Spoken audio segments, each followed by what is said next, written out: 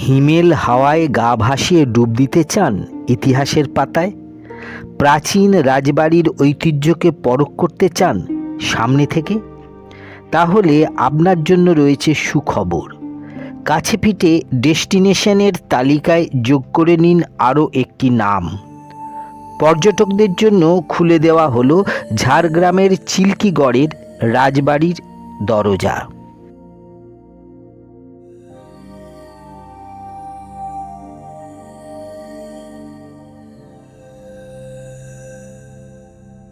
ঝাড়গ্রাম শহর থেকে প্রায় ১৩ কিলোমিটার দূরে ডুলুং নদী এবং কনকদুর্গা মন্দিরের অনতি দূরত্বে জামবনি ব্লকের অন্যতম আরেকটি গুরুত্বপূর্ণ দর্শনীয় স্থান হল চিল্কিগড় রাজবাড়ি।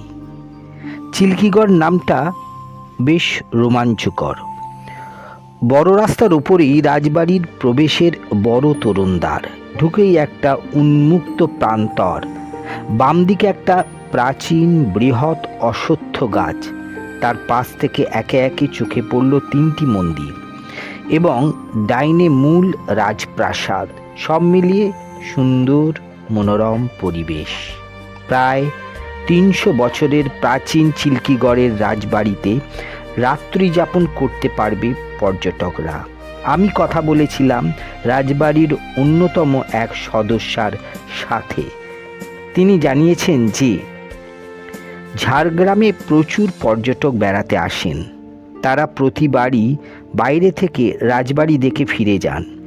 রাজবাড়ির ভেতরে প্রবেশের কোনো অনুমতি ছিল না, কিন্তু এবার থেকে সর্বসাধারণের জন্য খুলে দেওয়া হলো রাজবাড়ির অন্দরমহল।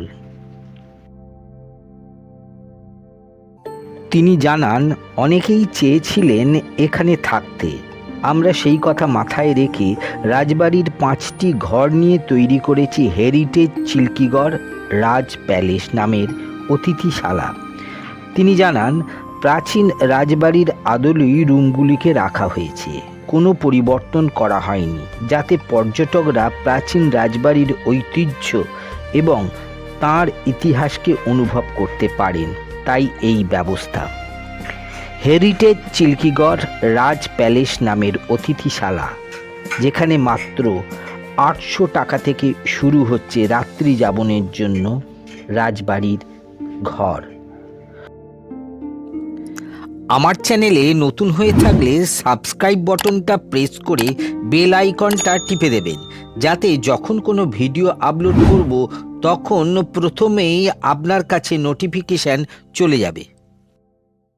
প্রায় ৩০০ বছর আগে জামবনির রাজা ছিলেন ভূমিপুত্র সামন্ত রাজা গোপীনাথ সিংহ এবং চিল্কিগড় ছিল তার রাজধানী।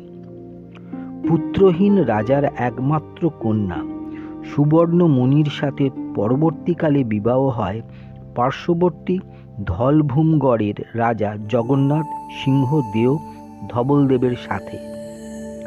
১৭৬৫ সালে রাজা গোপীনাথ সিংহের মৃত্যুর পর চিল্কিগড়ের রাজা হন জগন্নাথ সিংহ।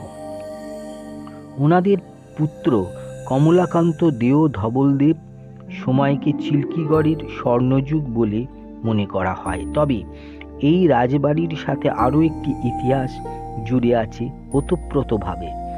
ঐতিহাসিক চুয়ার বিদ্রোহ চলাকালীন রাজা জগন্নাথ সিংহ এই চিল্কিগড় রাজবাড়ি থেকেই ১৭৬৯ সালে ধল বিদ্রোহের ঘোষণা করেন। কলকাতা থেকে কিভাবে পৌঁছবেন চিল্কিগড় রাজবাড়িতে? হাওড়া থেকে ট্রেনে করে সোজা চলে আসতে হবে ঝাড়গ্রাম।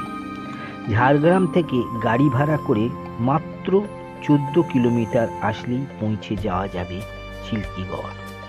চিল্কিগড় রাজবাড়িতে রাত্রি যাপন করে যেমন একটি প্রাচীন রাজবাড়ির স্বাদ উপভোগ করা যাবে, ঠিক তেমনি সকাল সকাল ডুলুং নদী দেখা, পায়ে হেঁটে বেরিয়ে পুজো দেওয়া যাবে জাগ্রত চিল্কিগড়ের কনক দুর্গা মন্দিরে।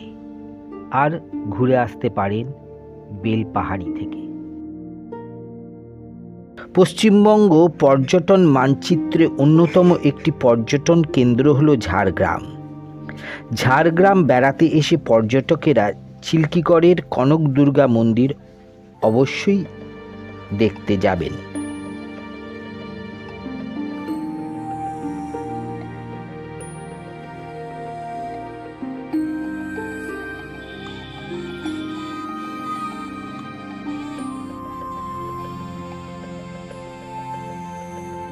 প্রকৃতি পর্যটন কেন্দ্র বাদরভোলা ঝাড়গ্রাম থেকে খুব একটা দূরে নয়। এই ফরেস্ট বাংলোটি কিভাবে বুক করা যায়, ভেতরটা কী রকম, সমস্ত তথ্য দিয়ে আমার অন্য একটি ভিডিও করা আছে, দেখে নিতে পারেন। এই ধরনের আরও পোস্ট দেখতে চাইলে অবশ্যই আমার এই পেজটিকে লাইক এবং ফলো করে রাখুন। পরবর্তীকালে অনেকগুলো বিষয় নিয়ে আমি আপনাদের সামনে হাজির হব। ভালো থাকবেন। নমস্কার।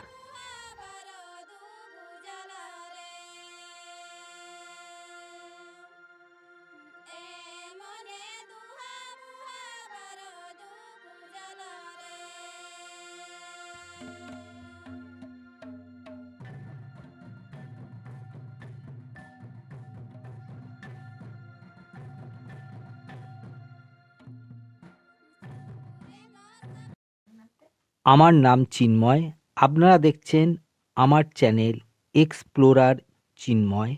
আমি বিভিন্ন জায়গায় কাছে দূরে ঘুরে বেড়াই এবং তার ভিডিও করে এই চ্যানেলে দিয়ে থাকি। ভিডিওটি ভালো লাগলে অবশ্যই লাইক, শেয়ার এবং সাবস্ক্রাইব করে রাখবেন। আপনার একটা লাইক আমাকে উৎসাহ দেবে আরও নতুন নতুন ভিডিও বানাবার। সঙ্গে থাকবেন। নমস্কার।